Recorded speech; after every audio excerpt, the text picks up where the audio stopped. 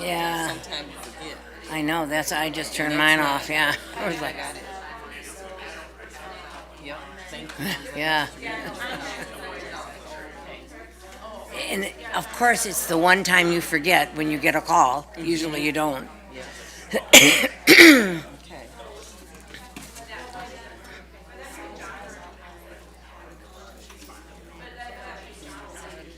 Can we go ahead and get started? Gonna give a look at Marcy. Over there at her.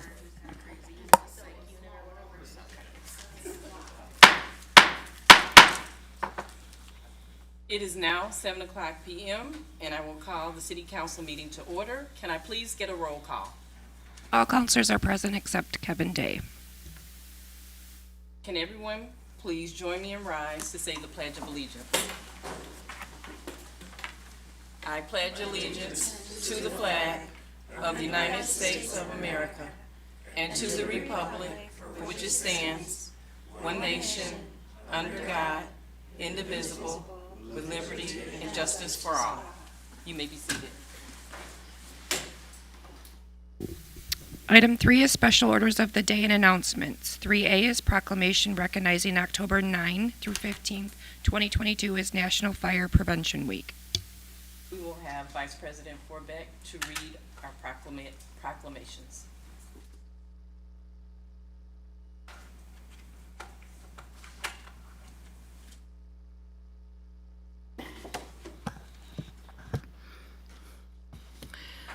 Whereas the city of Beloit is committed to ensuring the safety and security of all those living in and visiting our city, and whereas fire is a serious public safety concern both locally and nationally, and homes are the locations where people are at greatest risk of fire, and whereas home fires caused 2,580 civilian deaths in the United States in 2020, according to the National Fire Protection Association, and fire departments in the United States responded to 356,500 home fires.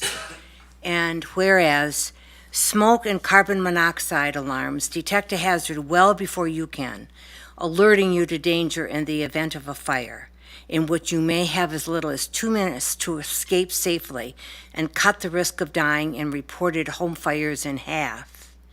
And whereas City of Beloit residents should be sure everyone in the house understands the sounds of the smoke and carbon monoxide alarms and knows how to respond. And whereas residents who plan and practice a home fire escape plan are more prepared and will therefore be more likely to survive a fire.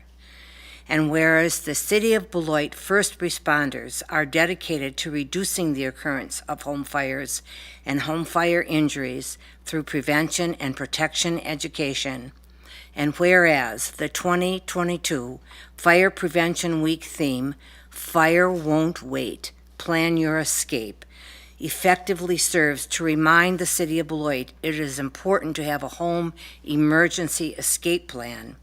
Now, therefore, the President of the Beloit City Council does hereby proclaim October 9th through the 15th, 2022, as Fire Prevention Week throughout the state, and urges all the people in the City of Beloit to plan and practice a home fire escape for Fire Prevention Week 2022, and to support the public safety activities and efforts of the city's fire department.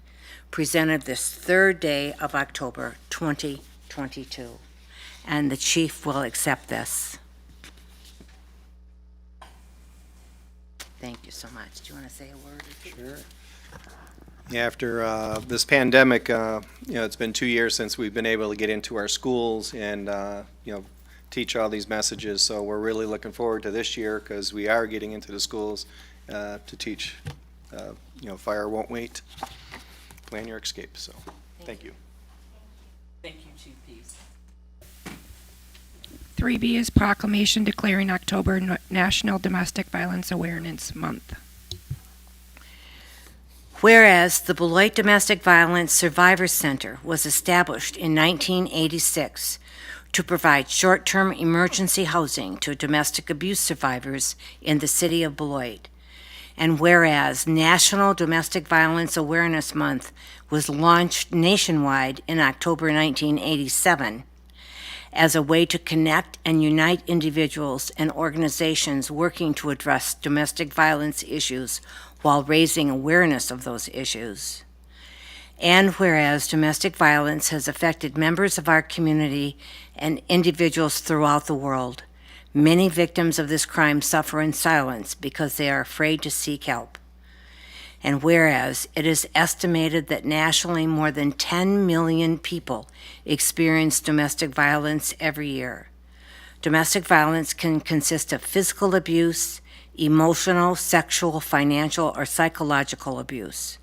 It can cause long-term trauma to individuals of every gender, sexual orientation, race, religion, culture, and socioeconomic status. And whereas the National Domestic Violence Hotline is a nonprofit organization that is confidential and free of cost, providing victims and survivors with life-saving tools and immediate support. Callers to the hotline of 1-800-799-SAFE, which is 7233, will reach highly trained advocates to offer compassionate support in more than 200 languages. And whereas the Defy Domestic Abuse organization is committed to ending domestic violence in Beloit, knowing it requires the leadership of survivors and the collaborative efforts of law enforcement, public health officials, and community members. And whereas the City of Beloit Police Department is a proud supporter of Defy Domestic Abuse and is strategically partnering with the organization to assist individuals at risk of domestic violence. Now, therefore, the President of the Beloit City Council does hereby proclaim the month of October as Domestic Violence Awareness Month, honoring domestic violence survivors and advocates, calling upon residents, law enforcement, and health officials to speak out against domestic violence, hold abusers accountable, and assist those who are or have been victims of domestic violence, presented this third day of October 2022. And we'll have Kelsey Hood Christensen come up from the Beloit Domestic Violence Center. Kelsey, thank you for all you do. I apologize. Wait a minute. I don't know if my speaker was on. I said we'll have Kelsey Hood Christensen present or give us some words from the Beloit Domestic Violence Center. Survivor Center now, because the name's changed. Thank you all so much for this. This is wonderful, as much as it means to Defy, and to me, I know it means so much more to the survivors here in our community. Too often we only talk about domestic violence around tragedy, and Domestic Violence Awareness Month and actions like these allow us to talk on a larger scale and to show support to the survivors who show strength and resilience every day in their healing process. So this means a lot to those survivors. Thank you for that support and supporting us in our mission. So thank you. Thank you, Kelsey. Thank you very much, Kelsey. Item 3 is proclamation recognizing October 10th, 2022 as National Indigenous Peoples Day. Third and last proclamation. Whereas the Indigenous Peoples Day began in commemoration of over 500 years of survival and renewal of Indigenous nations in the face of genocide, colonization, political, religious, and cultural repression. And whereas the Beloit City Council recognizes that the indigenous peoples of this hemisphere, which would later be known as the Americas, have lived on these lands since time immemorial, and the Beloit City Council recognizes the fact that the city of Beloit is built upon the homelands of indigenous people of this region. And whereas the city of Beloit values the many contributions made to our community through indigenous people's knowledge, labor, technology, science, philosophy, arts, and land conservation techniques, along with deep spiritual, cultural practice, help shape the character of the land here known as Beloit. And whereas the city of Beloit recognizes the inherent sovereignty of the indigenous nations and will continue to support indigenous social and environmental justice and religious freedom. And whereas the City of Beloit seeks with this celebration to bring a greater understanding of Indigenous people's culture and welcome Indigenous voices to the table in the City of Beloit, Wisconsin. And whereas the City of Beloit will recognize the desire of all Indigenous people representing all 574 tribal nations to celebrate the second Monday in October as Indigenous Peoples' Day, with special attention to Wisconsin's federally recognized tribal nations. Now, therefore, the President of the Beloit City Council does hereby proclaim October 10th, 2022 as Indigenous Peoples' Day in the City of Beloit, presented this third day of October 2022. That's it. Thank you, Vice President Forbeck. And we will get the proclamation to the Ho-Chunk Nation.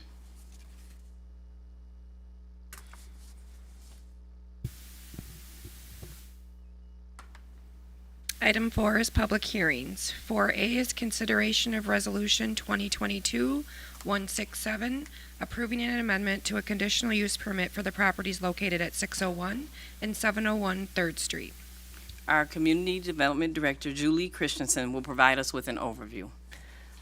City Council approved a conditional use permit on April 19th of this year to allow for 5 special events on Spine Road, which included 3 outdoor dining events, 1 art and music event, and 1 concert. And that would all be on the Spine Road, and they got an extension of premises from their golf lab.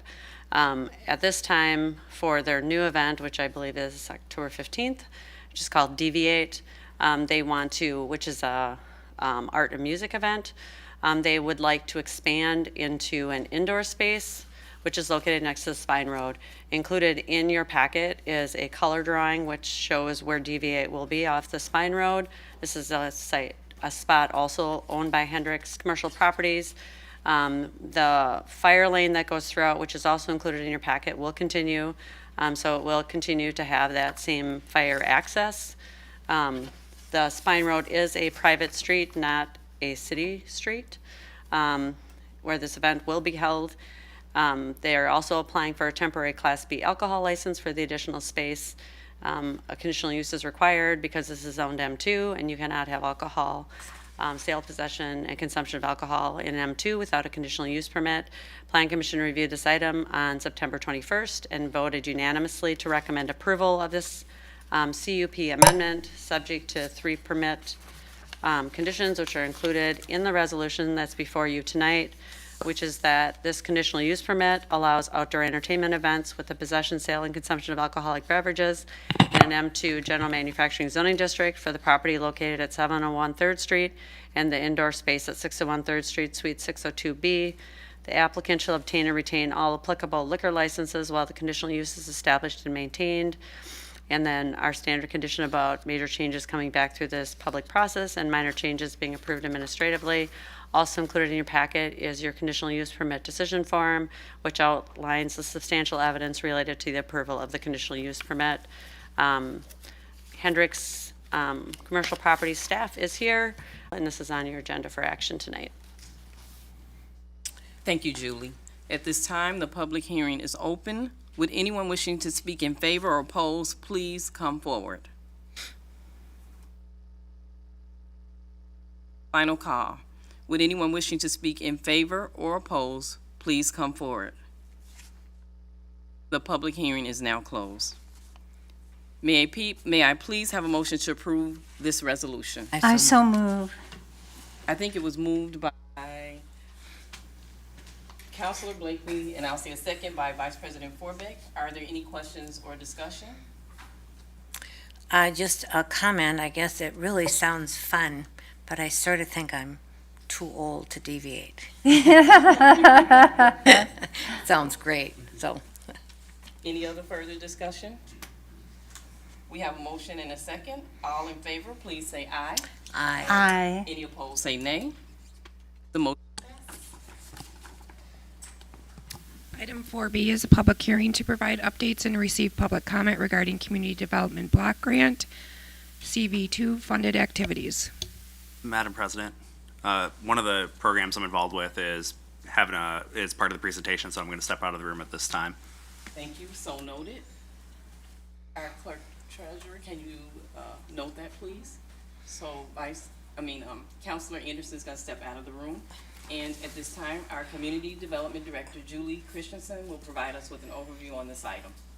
On January 4th, 2021, City Council approved a resolution to apply for the CDBG CV2 funding through the state of Wisconsin to assist the community in responding, preventing, or preparing for the COVID-19 pandemic.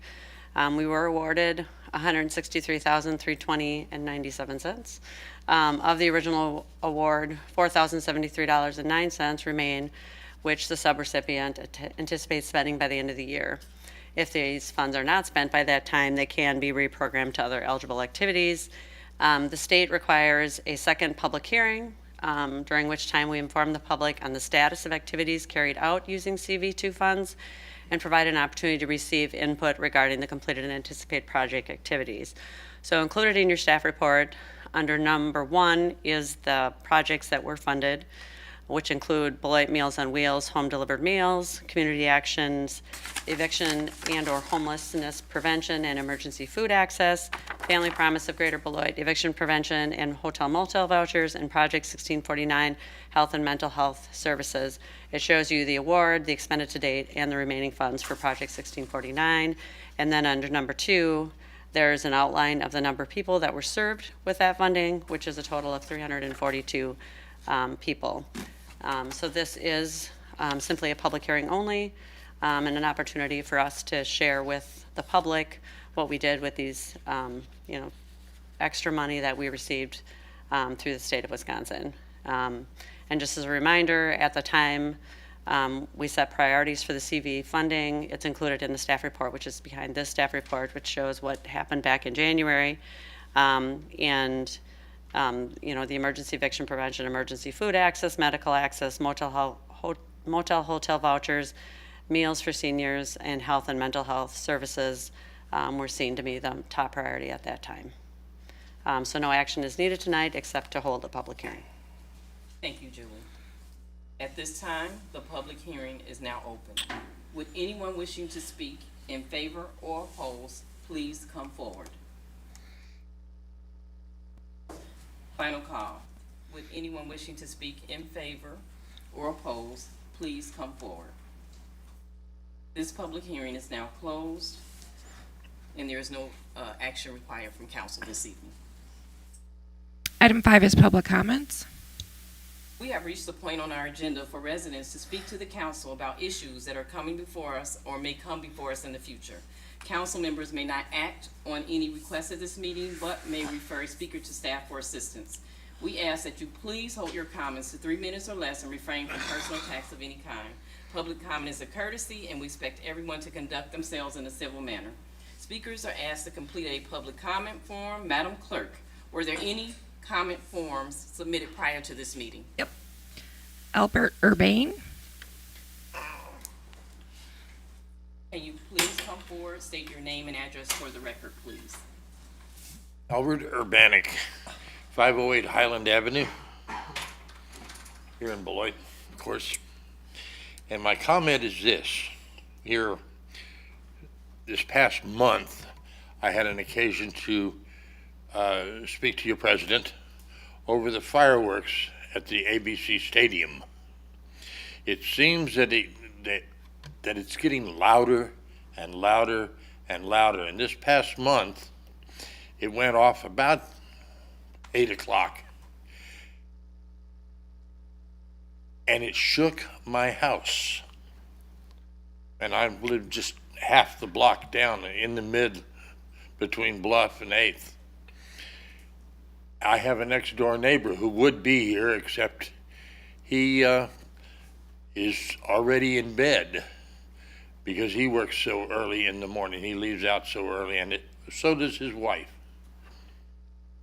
I am retired, but at the same time, we're talking about noise that it shook my house, and we have children in school, and who knows how many veterans we have in the area with PTSD. And that is my comment. Thank you very much. Were there any other comment forms submitted prior to our meeting? No. Are there any members of the public who did not sign up who wish to address the council this evening? Please come forward and state your name and address for the record, please.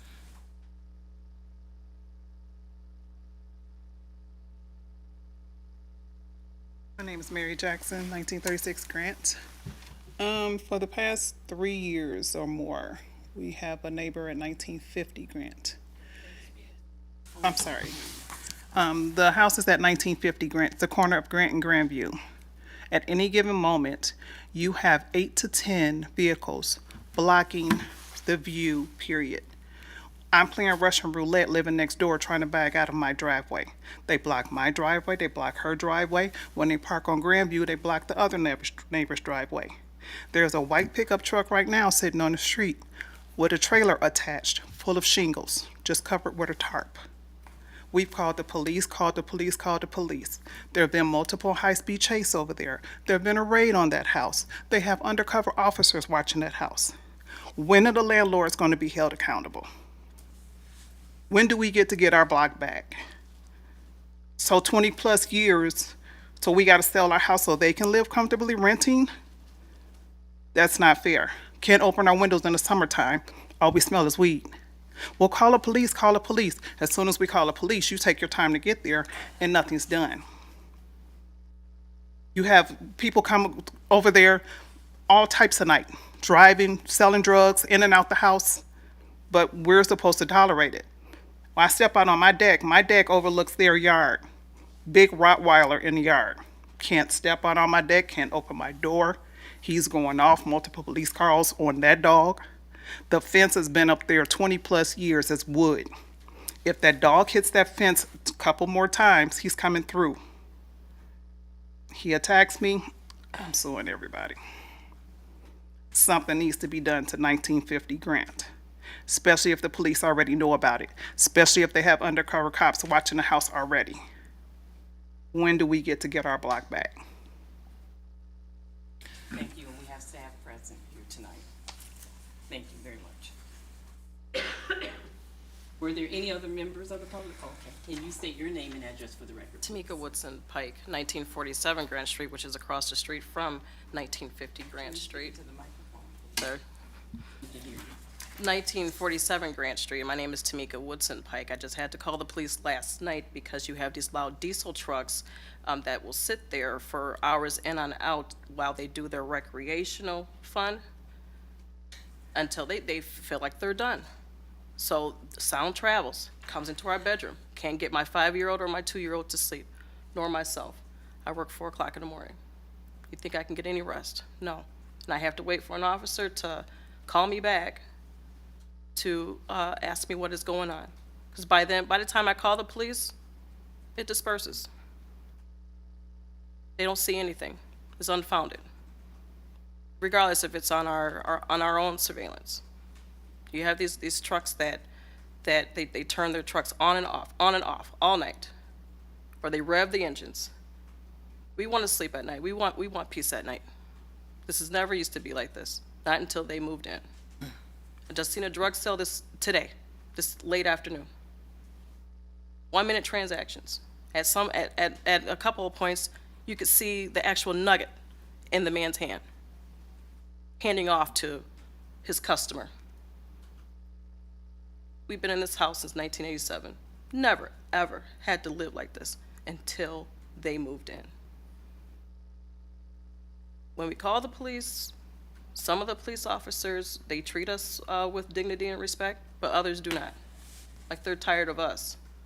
We're supposed to adapt to their environment from which they came from, and we shouldn't have to do that. That's all I have to say. Thank you for your concern and input. We have staff here present this evening.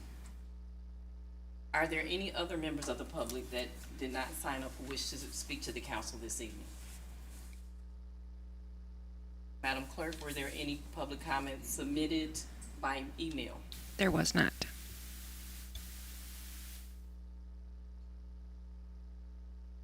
Sorry, Marcy. Okay. I was expecting there to be one from someone who mentioned it to me, but it didn't come through evidently. Thank you. Public comment is now closed. Item 6 is consent agenda. All items listed under the consent agenda are considered routine and will be enacted by one motion. There will be no separate discussion of these items unless a council member so requests, in which event the item will be removed from the general order of business and considered at this point on the agenda. Would any counselor like anything removed from the consent agenda? Vice President Forbeck? Yes, I'd like 6B removed, please. Okay.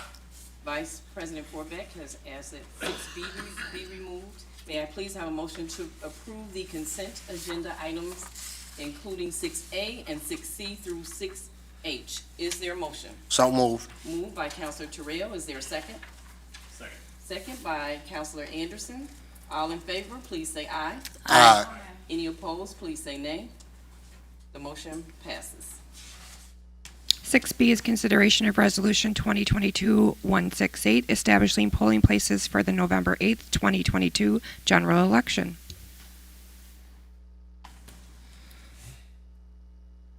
Eric Miller will present. Good evening.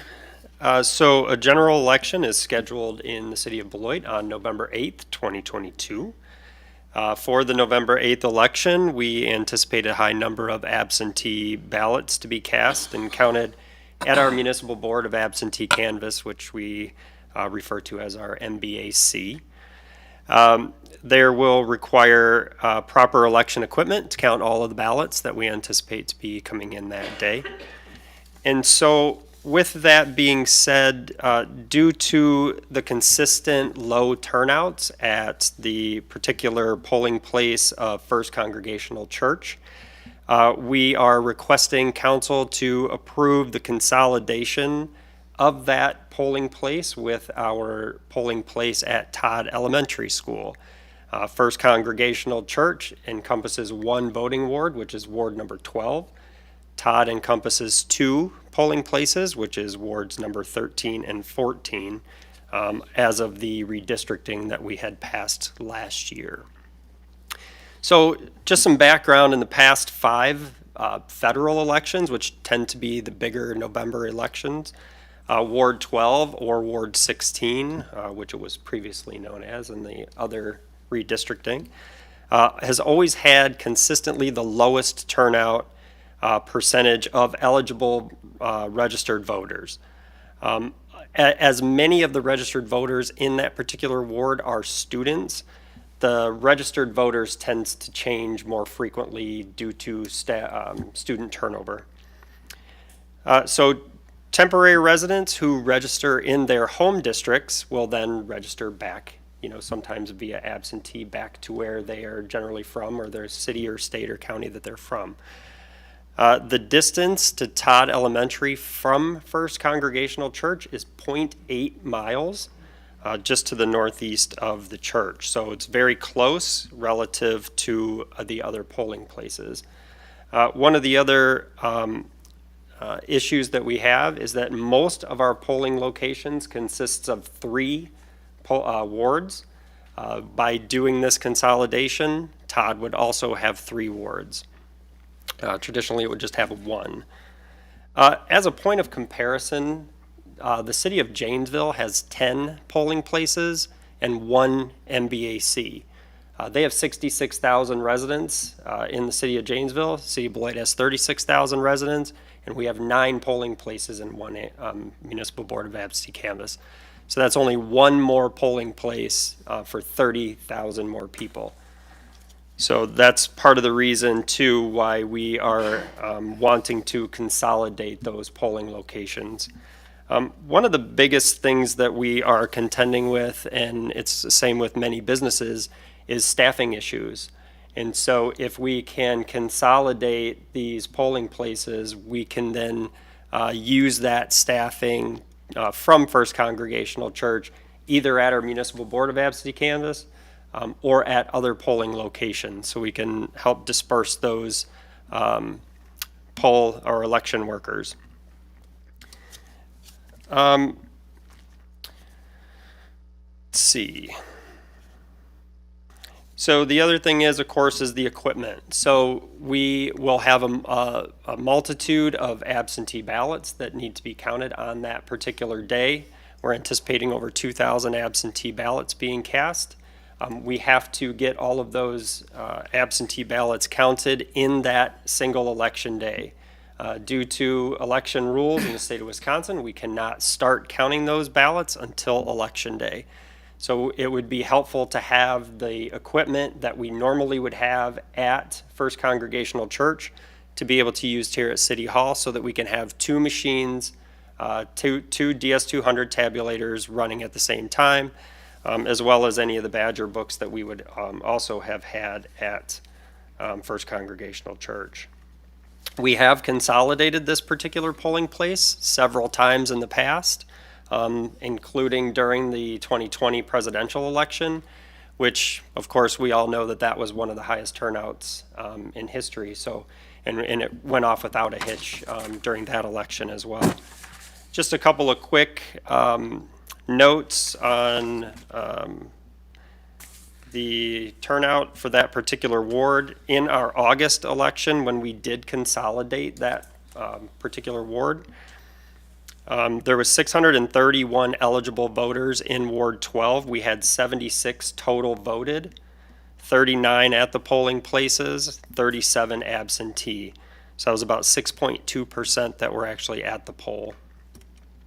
In our April 2022 election, which was the last election we actually held at First Congregational Church, there was 646 eligible voters during that election.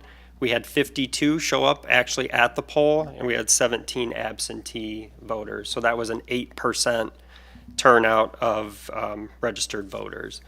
So there was actually more voters that voted in the consolidated election than there actually was at the one where we had it at First Congregational Church. I'm not saying that was the reason, I'm just pointing out that that was the data that we have. So at this point, I'd be happy to answer any questions that you would have before considering this item on the agenda. Before we do that, do we need to get the motion first, or can we go ahead to the questions? I would get the motion first and then. Take the motion. So, that's it, I'll have the motion first. May I please have a motion to approve the resolution? I so move. Moved by Vice President Forbeck. Is there a second? Second. Second by Councilor Terrell. Are there any questions or discussion? And we will start with Vice President Forbeck. Yes, I have. So are we really talking about this is going to be permanent, I'm assuming? Not necessarily, but in this case, just due to the number of absentees that we're still seeing, which really stemmed from the COVID pandemic, which really started to migrate a lot of the in-person voting to absentees. If we see, a tremendous decline in the number of absentees that we're issuing, then, that polling place could still, of course, remain open. It's still one of our normal polling places, and that will be unless council would pass the resolution or another resolution. So it's not permanently taking that away.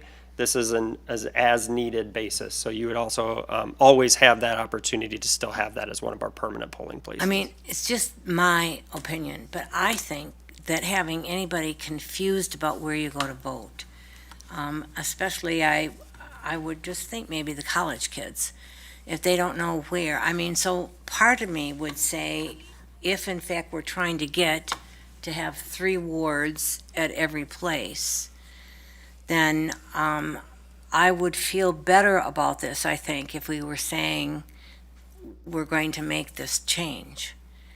And so we would then have we a have social, we would have information out there. Our strategic communications director, Sarah Locke, would certainly be getting this word out to the public via our social media, our Right. city webpage. And we could work right with the college, so they can internally Yes, know absolutely. that. Right. Yep, definitely. So it's And- just a thought I have, but I know that Representative Spreitzer is very concerned about this too. You probably all got something from him also. And just So- as a side note too, as we normally do, we always put it out there to contact or to go to the website Anybody can always go to the website, check exactly where their polling location is. Exactly. And we always make sure to get that information out so that people are clearly aware where their polling location is at. I mean, it just would make sense to me if the kids always knew they gotta go to Todd. And I would think then, that, of course, I'm including the neighbors, which I used to, vote there too before I moved, so.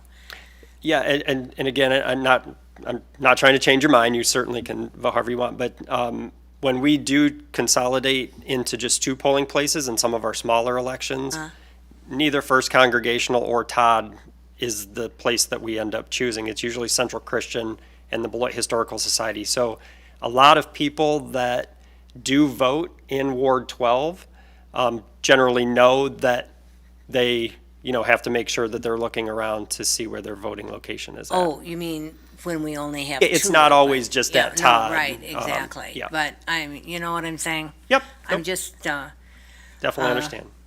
I want those young kids who are enthused about voting to be able to get there. So whatever you think is best, but that's just my opinion. I would think we should think about this. Sure. Okay. Councilor Levy. Thank you.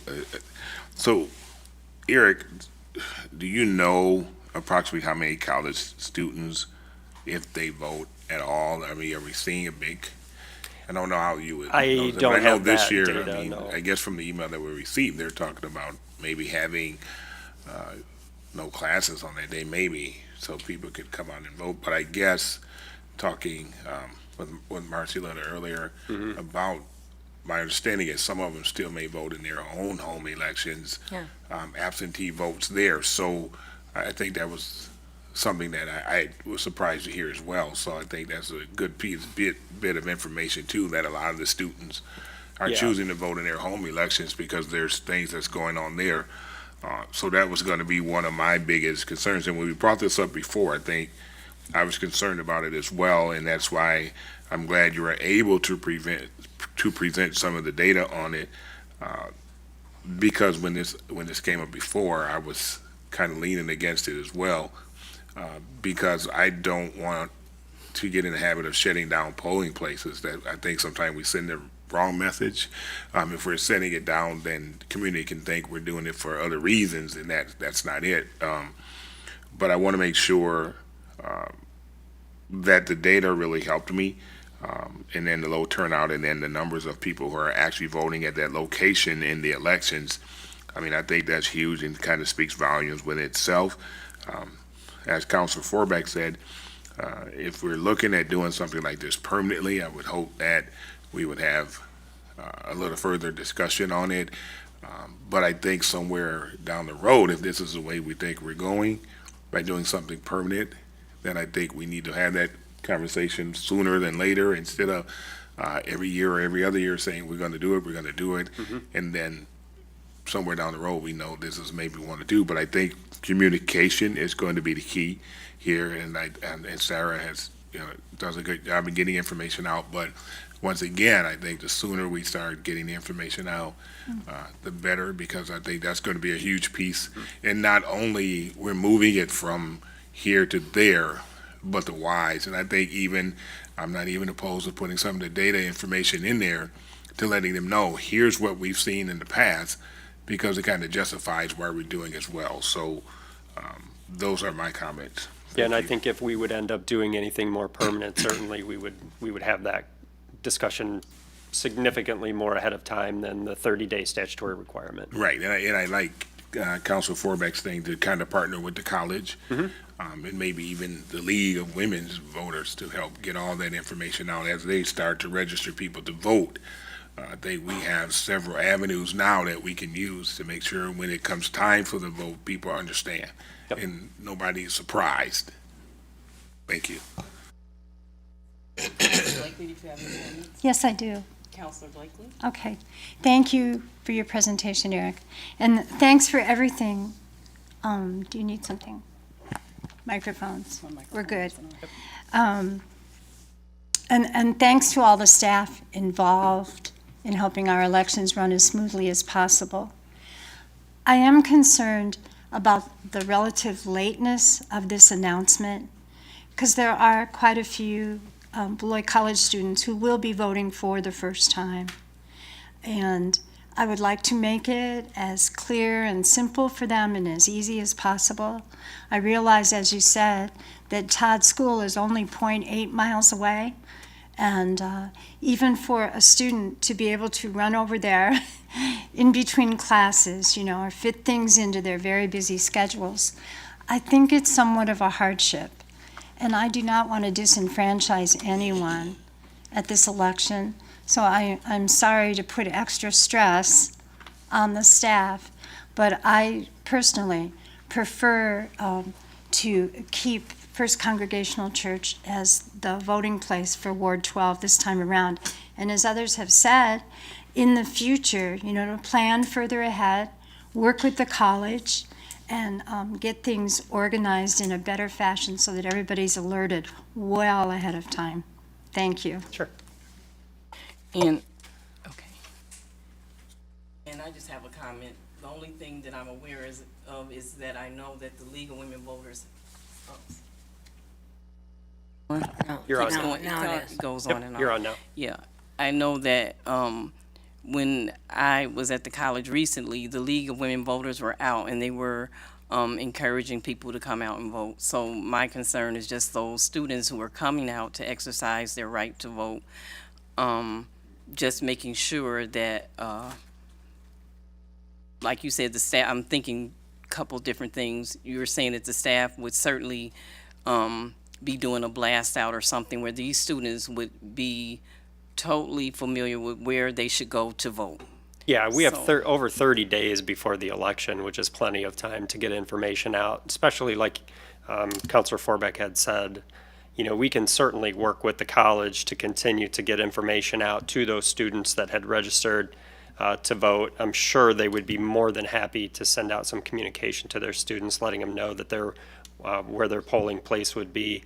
Again, there's in-person absentee that you could certainly vote here early ahead of the election, so that you could, if you did have class or what have you on that particular day, you could certainly do that ahead of time.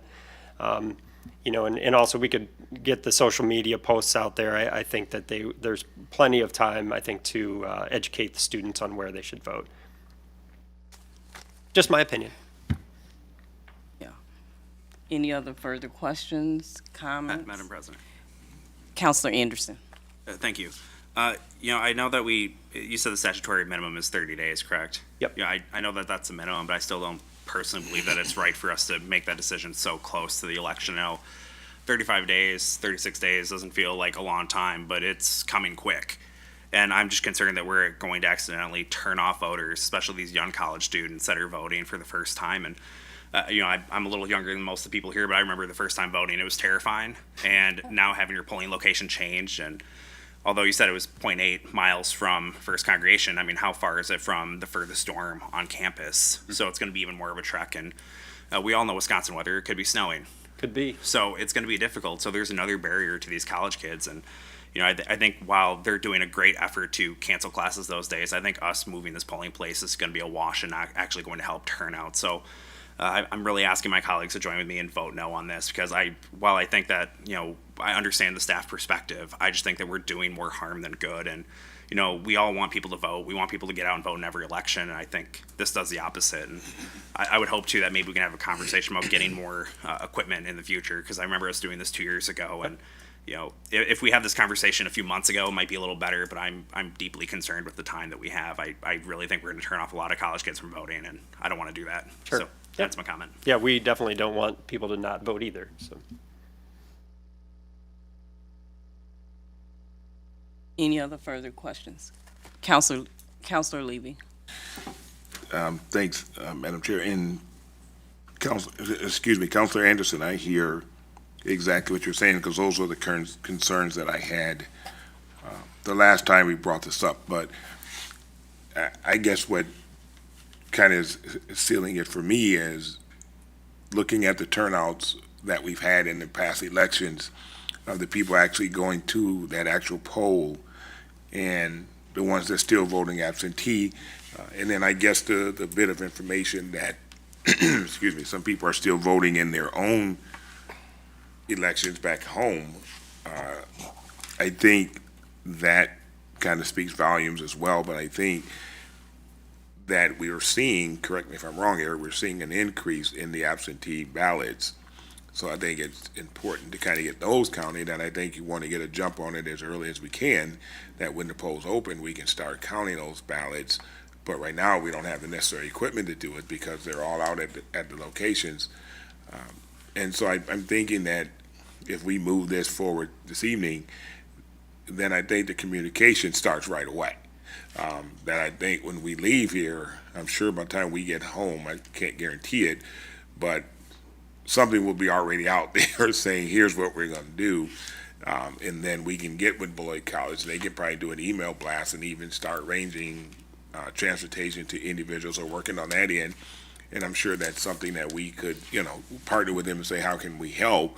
But getting the word out, I don't see the communication piece being a big issue as right now, getting it out there. I just, looking at the data that we have, we're not seeing where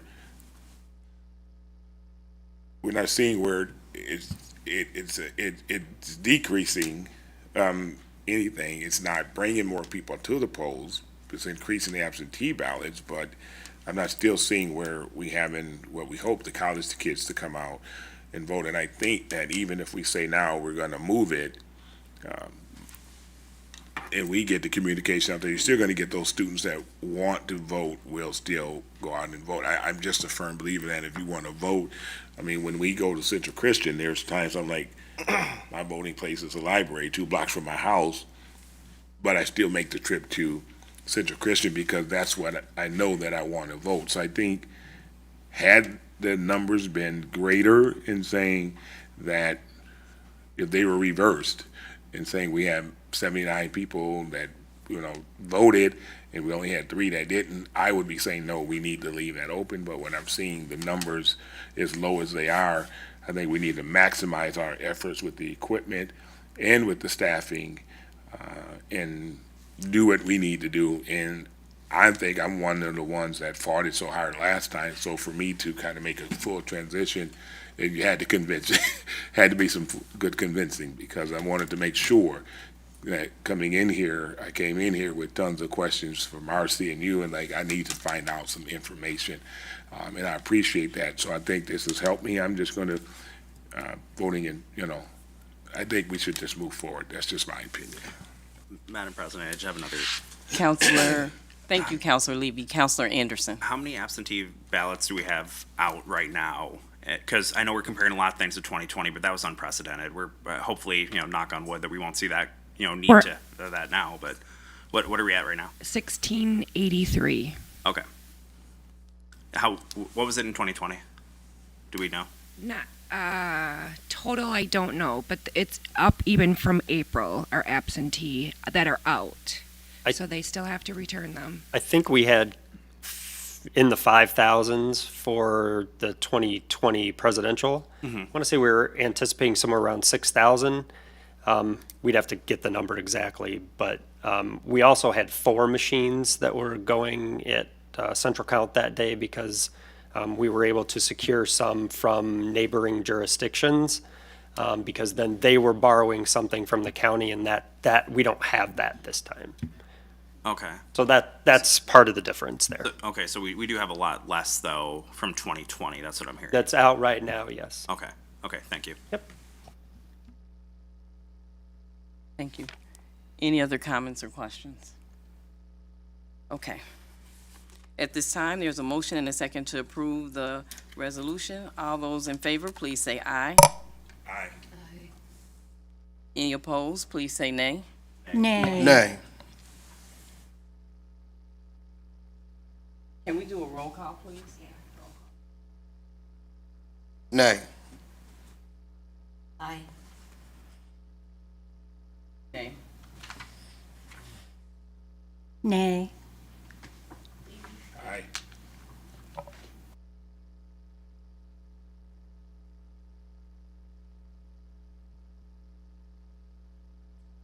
Item 7 is licenses. There are none. Item 8 is ordinances. 8A is consideration of ordinance number 3760 to create or amend various sections of Chapter 29 of the Code of General Ordinances of the City of Beloit pertaining to the wastewater treatment system. Second reading. This is a second reading of an ordinance. May I please have a motion to approve the ordinance as presented? I so move. Moved by Vice President Forbeck. Is there a second? Second. Second by Councilor Levy. Are there any questions or discussion? I do have a comment. As stated in the staff report, this will bring the city in line with DNR requirements and clean up the ordinance language to make it more clear, so I support this. Any other further questions or discussion?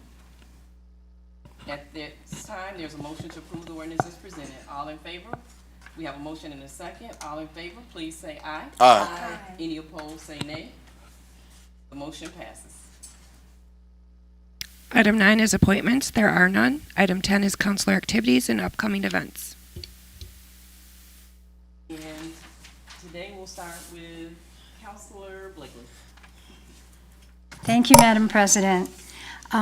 First, I want to give a land acknowledgement to the Ho-Chunk Nation and other Indigenous nations of our area, in keeping with the spirit of October 10th as the proclamation that VP Forbeck read, recognizing National Indigenous Peoples Day. Thank you for being here, sir. And secondarily, I want to invite everyone to a fundraising event that's taking place this coming Sunday, October 9th, from 1 to 5. It's offered by Families Fighting Addiction, and you've heard me speak about them and heard from one of the founders here. It's a wonderful group that's doing a great job in our community to fight addiction, especially drug addiction. So the Faces of Addiction Memorial is Sunday, October 9th from 1 to 5 at the Castle. And there's going to be music, and there will also be a couple of featured speakers. Any old-timer Saturday Night Live fans, SNL fans, will know the last name Farley. One of the speakers is Tom Farley, the New York Times bestselling author of the book, The Chris Farley Show. He's the brother of Chris Farley, the comedian, who died from a drug overdose at only age 33. Also speaking that day will be Charles Tubbs, the Dane County Emergency Management Director.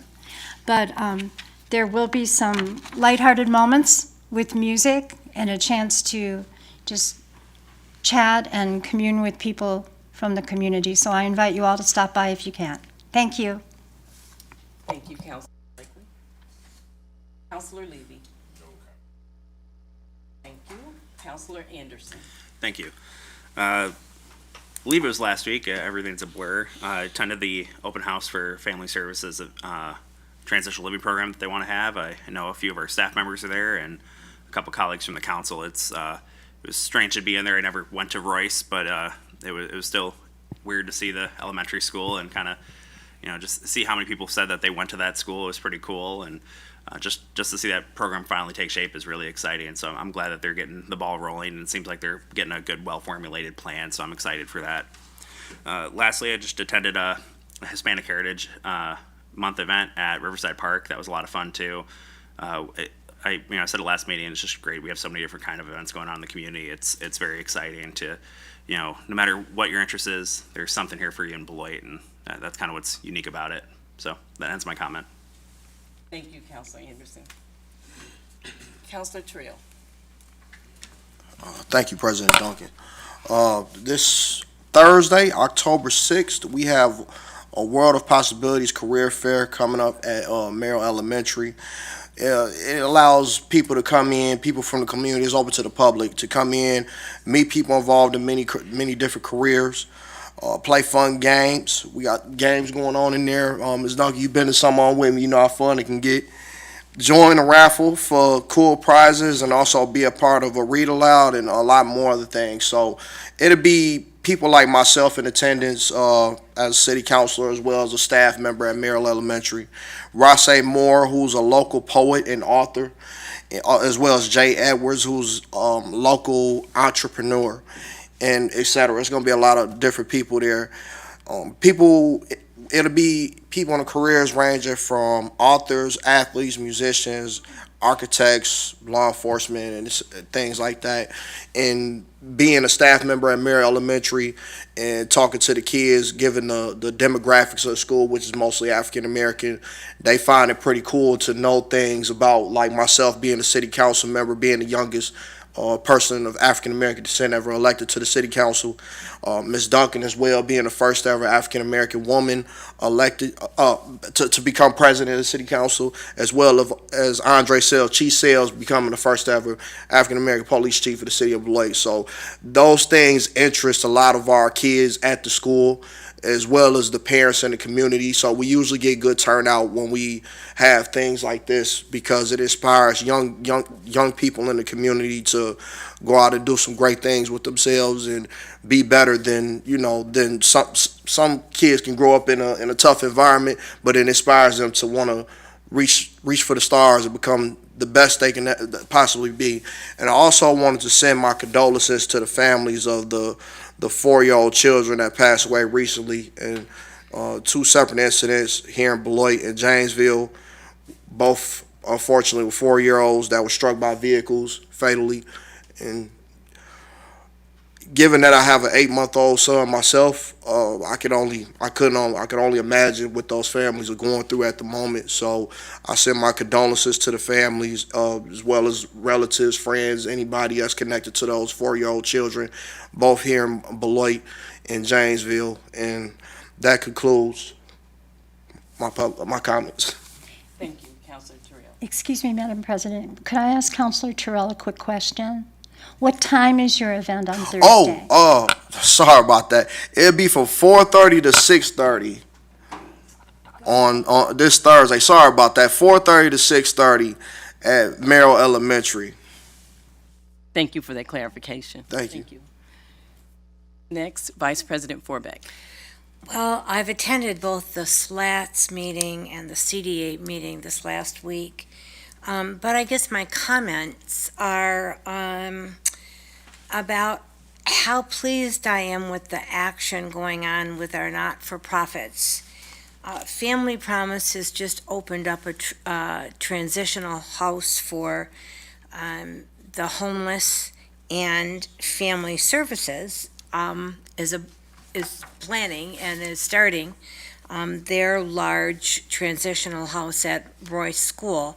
And as I told John Flatter the other day at the CDA meeting, my father was principal at Royce School for about 35 years. So I love that this is happening there. And I think that it's just going to be great for the neighborhood and fabulous for all Beloiters and really wonderful for all the people who need that transitional housing.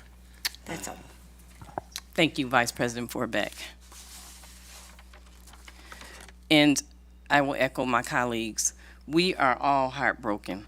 There was a tragic accident on Saturday where a 4-year-old child was struck by a vehicle at the sports complex in the 3300 block of Prairie Avenue, and the child passed away. I happened to be at that location with my family after this incident occurred. My grandson was playing in a game there. I want to give my heartfelt condolences and deepest sympathy to the family. I can't imagine the pain and grief they must be feeling. Let's keep the family, the first responders, and everyone impacted in prayer during this extremely difficult time. Next, for my council activities, I attended the 4th ARPA workshop along with my fellow councilors at the Beloit Public Library. Our city staff gave an excellent presentation. We had discussion about priorities,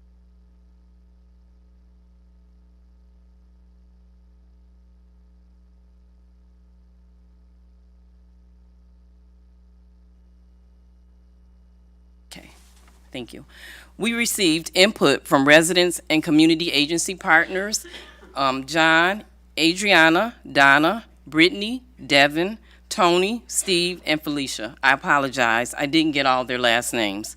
Thanks to our city team, council, and everyone who attended.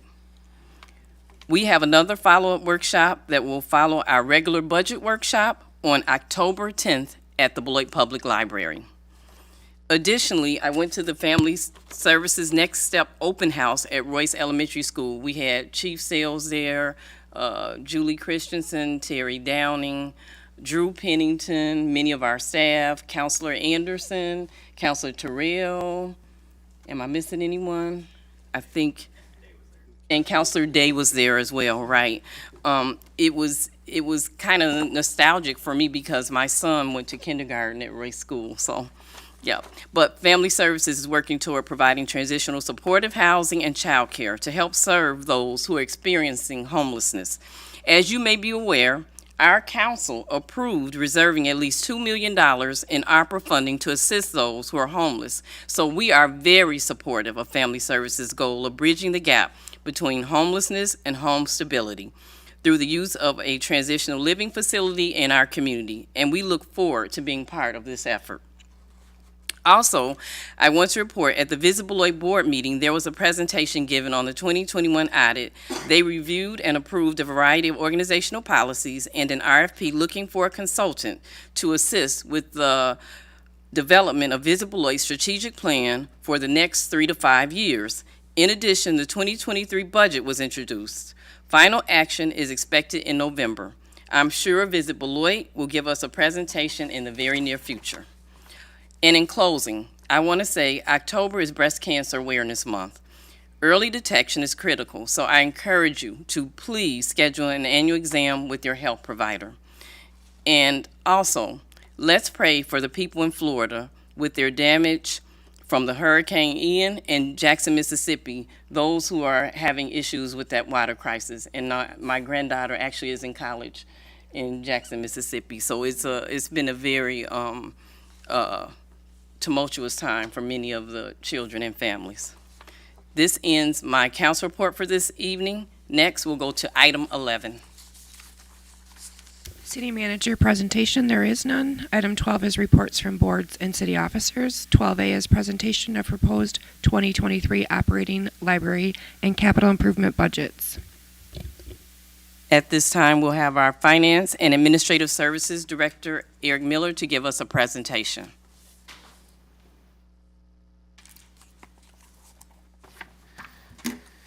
Hello again. Hello, Eric. So we began the budget process nearly 5 months ago when we sent out capital improvement requests to all of our department heads. Since that time, we met with each department and division head to go through all of those requests as well as go through each line by line in their operating budgets. And we were able to do that in order to present to you a balanced budget tonight. Here we go. So we'll go through some slides at a pretty high level tonight just to introduce everybody to the overall budget. You were provided the handout of the presentation at the 6:30 workshop. So the 2023 budget summary, we have a total budget of $111 million, which is $38 million less than what it was in 2022. The general fund budget is $36.4 million, which is a 3.41% increase over this year. And then the enterprise fund budgets are $1.1 million higher than 2022 for a total of $21.9 million. So this slide is an overall high-level summary by fund, and it shows each of the different fund types and what the increases or decreases were compared to 2022. You can see that the special revenue funds and the capital improvement budget are the two significant decreases here, which are really driving the $38 million decrease. And we'll get into each of these in a little bit more detail along in the presentation. So about 80% of our overall general fund budget is made up of personnel expenses, salary and benefits. So we typically like to highlight some of the items or changes relative to the 2022 budget as it relates to personnel. And so one of the items that we have here is we changed a part-time payroll clerk in the police department to a full-time admin staff. We also had a part-time support services clerk become full-time in the police department. We combined 2 part-time evidence custodians into 1 full-time position. We had 2 casual employees that were staffed at the reception desk here at City Hall that became part-time. That shows up in the HR budget. And we had an additional casual staff that was added to Grinnell Hall. That was actually adding some staff back to a reduction during the COVID-19 pandemic. All allocations are looked at on an annual basis to see where we can right size where the work is actually being done in all the different funds and funding categories. So some of the finance highlights. Oops, went too far, I think. Why do I feel like I'm missing a slide in here somewhere? Okay. Well, anyway, there's supposed to be a slide in there that's regarding health insurance. And so we have had the same health insurance premium since 2020. That premium also consists of a 10% premium share by all city staff. We also have and review a cost of living adjustment that we do on an annual basis that's included in the finance budget. So now to some of the finance highlights related to the budget. We had a net new construction of 6.49%. That was a decrease from 8.67% the year before. Shared revenues and expenditure restraint have remained flat. That has been flat for at least the last 15 years. Highway aids, we are not projecting to see any increase or decrease there. And then personal property aid adjustments are expected to be about $201,000 for 2023. It'll be that number, which will be an increase of about, I think, $70,000 over 2022. The assessed and equalized values both show increases there, 45.93% in assessed value, simply related to the reval that were ongoing. And the 11.62% is equalized values. So assessed values are done by the local assessor, equalized values are done by the state. The municipal property tax levy increased 1.7 million. 345,000 of that is attributed to debt service. It's important to note that we still have levy limits under, we actually are under strict levy limits in the state of Wisconsin and have been since 2005. I would not anticipate that going away anytime soon, so we still have to contend with that on an annual basis. So we have some fees and charges that we also look at on an annual basis. We want to make sure that those fees and user fees and charges are properly reflective of the services that we're providing. So we take a look at those on an annual basis and try to adjust those accordingly. Some of those examples might be a park shelter fee in the park and rec area. We've also included some golf course fees that include a new weekend rate, for instance, and just trying to be more competitive or stay competitive with other courses in the area. On the utility side, we've seen a slow, moderate increase on an annual basis to the wastewater utility. That's been a plan that we've been implementing over the last several years in order to help fund the wastewater treatment plant program that was part of our 2022 capital project.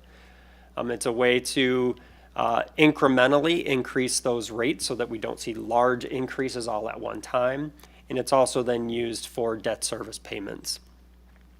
You saw something earlier this year for a Clean Water Fund loan that was used to help fund that particular program. Some of those debt service costs will show up in the 2023 budget. We are also adding a fee for cleaning of stormwater and sanitary sewer mains and structures. That's a 2-hour minimum fee. That's basically helped to offset the contractor's costs that we end up having to pay to do those services.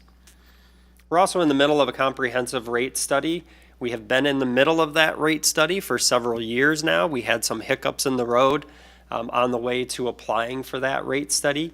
We had a well mitigation that we needed to take care of in order to complete that application. That's been completed. Then we ran into COVID, which slowed everything down, of course. And so now we're trying to complete that application for 2022. And if that is approved by the PSC, we would end up needing about 9 months to complete that application. So we really wouldn't be looking at any type of a water increase if it was approved until at the earliest, the end of 2023, if at all.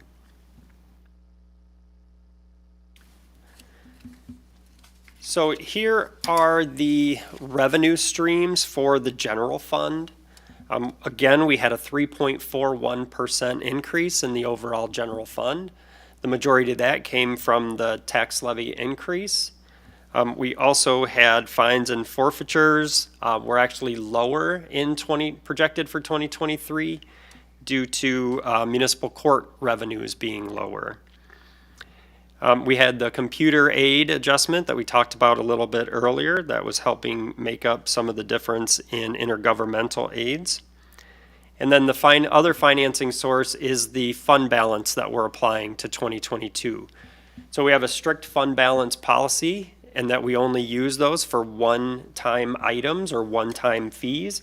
That's what we have here in 2023 to help cover the cost of a space needs study as well as a comp plan update.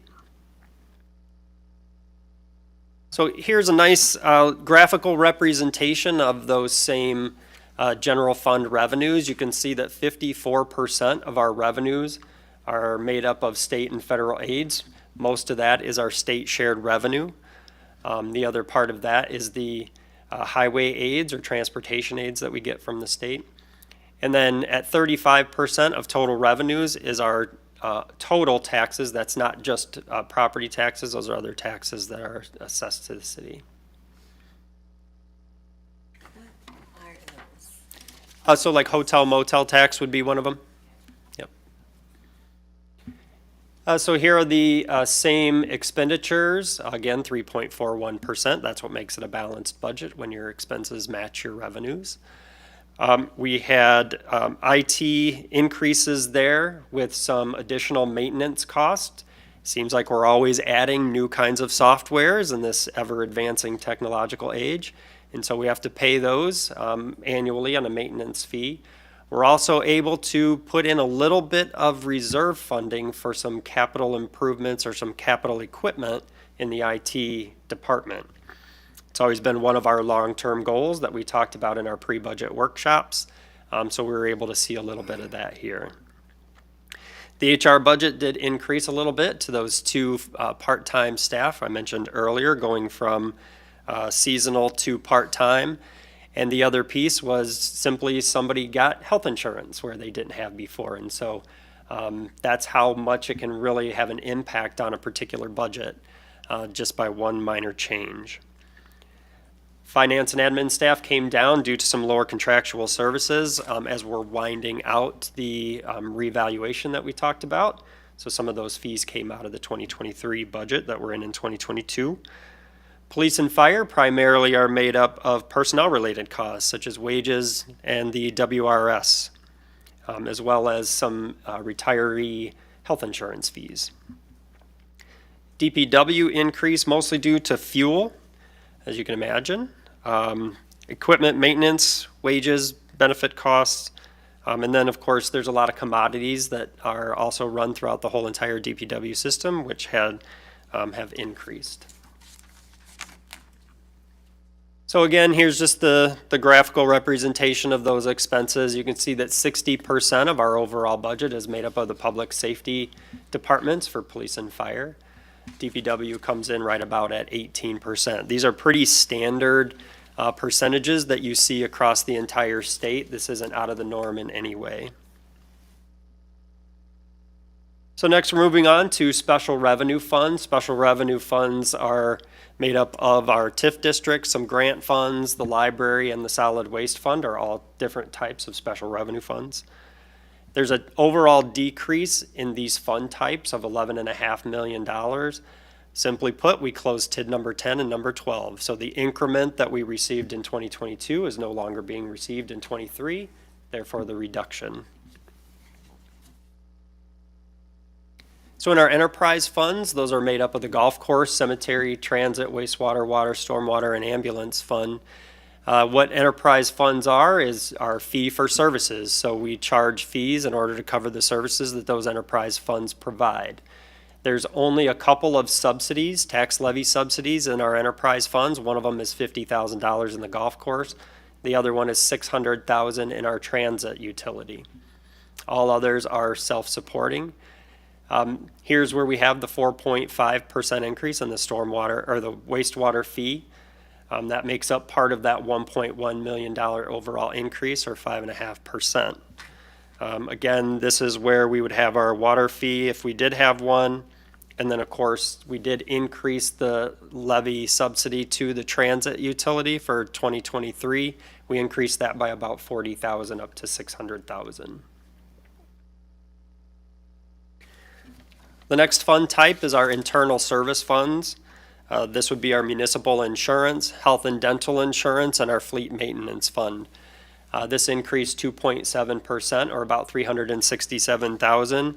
The majority of this was made up actually in our fleet department due to fuel costs and additional maintenance costs to our vehicles. Some other health insurance increases are also part of the overall internal service fund increase, as well as this is where we house our workers' comp premiums and our general liability and auto insurance policies. Should be noted that our work comp modification factor is 0.71%, which is actually a phenomenal number.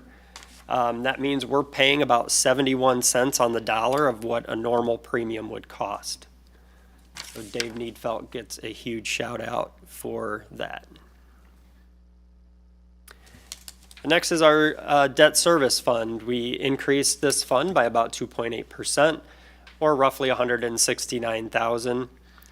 The debt service portion of the tax levy is actually exempt from levy limits, which is important to note. So that does not play a role in that calculation. We did have an overall increase in the debt service levy portion of about $345,000. So the next fund type is our capital improvement funds. This is made up of our capital improvement program, CIP engineering, equipment replacement, and computer replacement. So we're seeing a tremendous decrease in the amount of this particular fund. That's simply related to the wastewater treatment plant project. It doesn't need to be in there in 2023. It was in there in 2022, and it will stay in the 2022 appropriation until that project is complete. So it tends to skew the number a little bit, but our 2022 number is $22.5 million for our total capital program.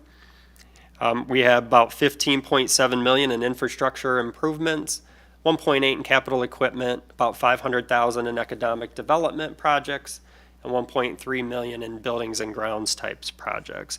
A lot of the funding source of this is either our general obligation bond issue that I tend to bring to you in the late winter, early springtime of every year. That goes to fund these projects, as well as fund balance, state, federal aids, special assessments, and other type revenues. So here's our proposed municipal tax levy for 2023. The overall increase, like we saw already, is the $1.7 million in the levy. 345 of that is the debt service related. It's a 10.03% increase. The big number here is, of course, the proposed tax rate as well as the assessed values. We can see that those assessed values increased by $810,000 approximately. That is not a final number. So I'd just be advised that this is not final. These are the proposed preliminary assessed values due to the reval. They won't be permanent until we close the board of review, which won't happen until the end of October, early November. Once we get that final number, it will determine the final tax rate along with all of the other taxing jurisdictions in the city. This is just our local proposed rate, subject to change, of course, to the assessed values. But as of now, we're looking at a $4.7 per thousand of assessed value decrease, or a decrease in the tax rate of about 38%. Again, related to the reval because of the higher assessed values. But it's still very encouraging. It's nice to see that number. We kind of anticipated this for a long time. So it's really exciting to take a look at that and see what that means, here in the city. So we won't know what that final mill rate is until we get all those final other jurisdictions' final tax levies. Here is a graph of where the last 5 tax rates were. You can see that big dip in 2022 there, again related to the reval. And then here is actually the graph showing the side-by-side of assessed and equalized values.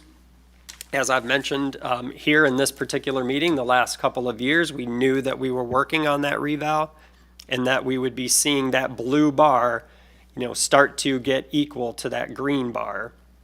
The blue one is our local assessed, the green is the state equalized values.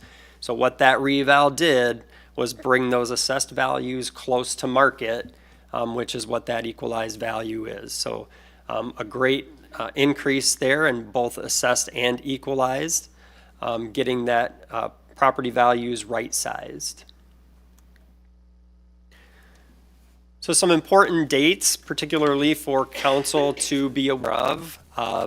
October 10th, which is a week from today, at the Beloit Public Library in the community room, starting at 9 a.m., we'll hold our budget workshop with you all to get all your questions answered on anything that you might have, more in the weeds types questions. You have your public hearing set for 7 o'clock here in 2 weeks from tonight. And then there's an extra Monday in October. So the first Monday in November is November 7th, and that's when we'll bring the budget back for your consideration for adoption. So those are kind of the important dates for you all to note. And of course, I'd be happy to answer any questions you might have at this time.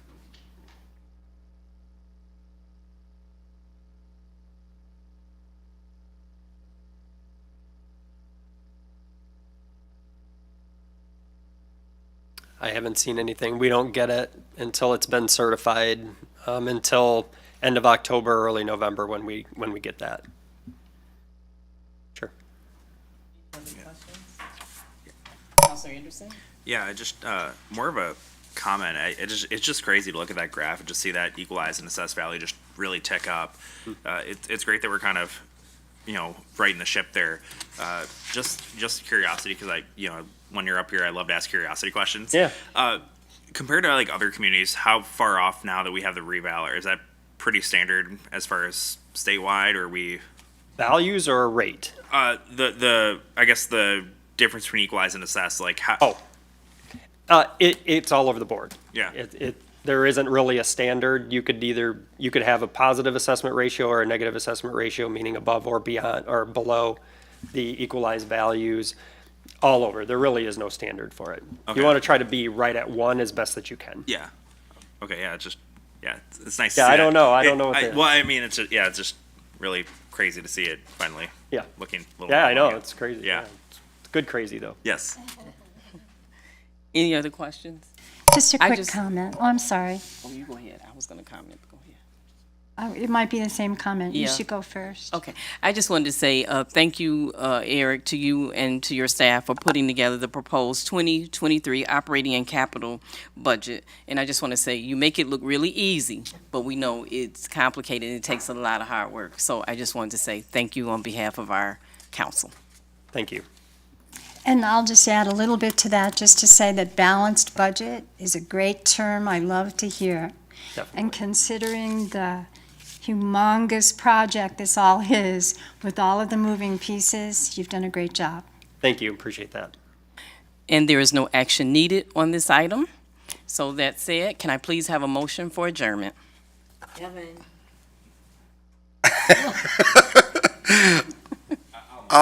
Second, Okay. second. There's a motion by Counselor Anderson, seconded by Counselor Terrell. All those in favor, please say aye. Aye. Any opposed, say nay. That said, motion carries. This ends our council meeting for this evening. Thank you.